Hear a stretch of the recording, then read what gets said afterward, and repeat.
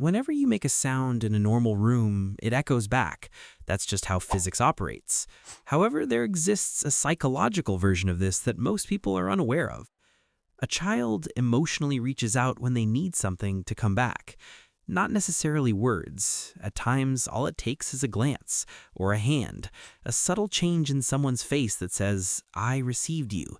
You are real." Yet when nothing echoes back, when the sound just disappears and fades into silence, the child doesn't conclude that the room is at fault. Children don't think that way. They conclude that the sound wasn't worth echoing. That's where it begins.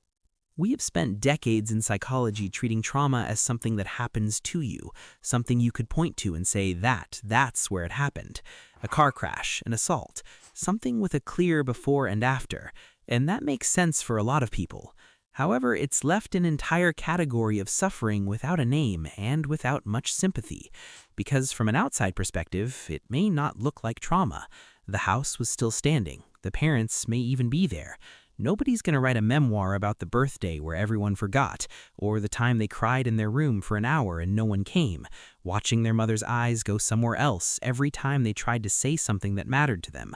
The things that didn't happen don't feel like they count. You can't really explain them to someone without feeling like you're being dramatic, but they do leave marks, quiet and persistent, and just because they're invisible doesn't mean they aren't real. Psychologists call it childhood emotional neglect, and the reason it stayed understudied for so long is partly because of how it works. It's defined not by what occurred, but by what consistently didn't. The emotional attunement that never came, the mirroring that was absent. And here's the developmental reality underneath that. Children learn to understand their own inner world the same way they learn language, through someone reflecting it back. A caregiver who says, "You look sad right now. Is that right?" is doing something profound. They're teaching the child that internal states exist, that they're nameable, that they matter enough to be witnessed.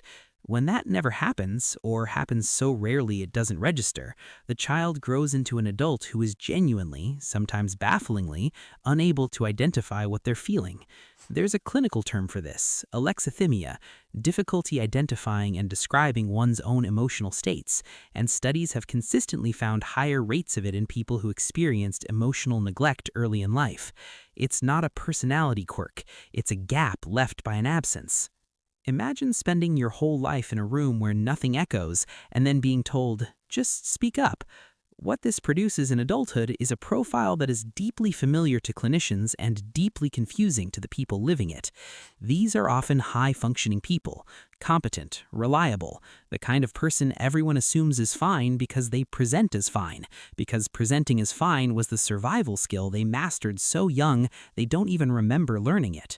Jonice Webb, the clinician who first formally defined childhood emotional neglect, describes patients who come to her not with a clear complaint, but with a kind of vague, persistent wrongness, a sense that everyone else has access to some emotional frequency they just can't tune into. Not depression exactly, not anxiety in the textbook sense, something more like flatness, a life experienced slightly behind glass. And then there's relationships, which is where it can get really painful to watch, because the person who grew up feeling invisible doesn't just find it hard to connect with people, they often sabotage the connection right when it starts to feel real. For example, someone gives them a genuine compliment, and they deflect it or laugh it off. Or maybe someone loves them consistently, without conditions, but it feels almost suffocating instead of safe, wrong somehow, like you're waiting for it to be taken away. Which makes complete sense. If love was unpredictable growing up, you would have eventually stopped counting on it, right? So you're forced to adapt. You became someone who doesn't need anyone and has everything handled, who's totally fine on their own. That might look like strength from the outside, but mostly it's just a very old coping mechanism. The desire for closeness was never fully gone. Rather, it was so deeply buried that you no longer felt it either. You know, needs don't just leave. Eventually, they stop making noise since they learned noise doesn't help. A 2024 scoping review published in Child Abuse and Neglect, analyzing 25 separate studies, found consistent evidence that people who experienced neglect as kids struggle significantly with managing their emotions as adults. And the researchers themselves pointed out that emotional neglect is still one of the least studied forms of childhood pain out there, which, when you think about it, says everything. The wound that's hardest to see is also the one we've spent the least time trying to understand. Here's what I really want you to understand, and I'm only going to say it once. The way you learned to behave wasn't a mistake, rather a solution, a smart, incredibly well-adapted response to a situation that required you to shrink yourself down, to need and expect less. The kid who went quiet learned that being quiet kept them safe.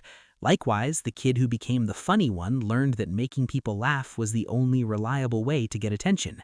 Sometimes they threw themselves into their studies, or became the caretaker, or, in unfortunate cases, kind of just disappeared. They've lent heavily on the only tools available to them, and did so remarkably well. The only problem is that we don't automatically stop using a coping mechanism just because we don't need it anymore. You're not in that room anymore, but your body hasn't fully caught up with that yet, still flinching when someone gets close, feeling uneasy when someone is genuinely kind to you, still struggling to make sense of your own emotions like you're trying to hear something through a thick wall. But luckily, it's not permanent. The brain is remarkably capable of changing, even after a difficult childhood, and therapy designed around this kind of experience can make a real difference. I'm not saying this to wrap this up nicely, since it deserves more than a tidy ending. Healing from this is slow, and it involves grieving something strange, the absence of things that should have been there. How do you mourn something that never happened? How do you process a feeling with no particular memory attached to it? It turns out with a lot of persistence, and usually with help. But it starts somewhere smaller than therapy. It starts with deciding that your own experience is worth taking seriously. Just because no one showed up when you needed them doesn't mean you weren't worth showing up for. You always were. And what that actually looks like day to day is a lot less dramatic than you'd expect. You don't need this big emotional breakthrough. Start by noticing you're angry, and instead of immediately pushing it down or telling yourself you're overreacting, just sitting with it for a second, letting it exist. It's catching yourself brush off a compliment and actually pausing to ask yourself why you did that. Small moments of just paying attention to your own inner world that might sound insignificant until you realize that for some people, nobody ever taught them that their inner world was worth paying attention to at all.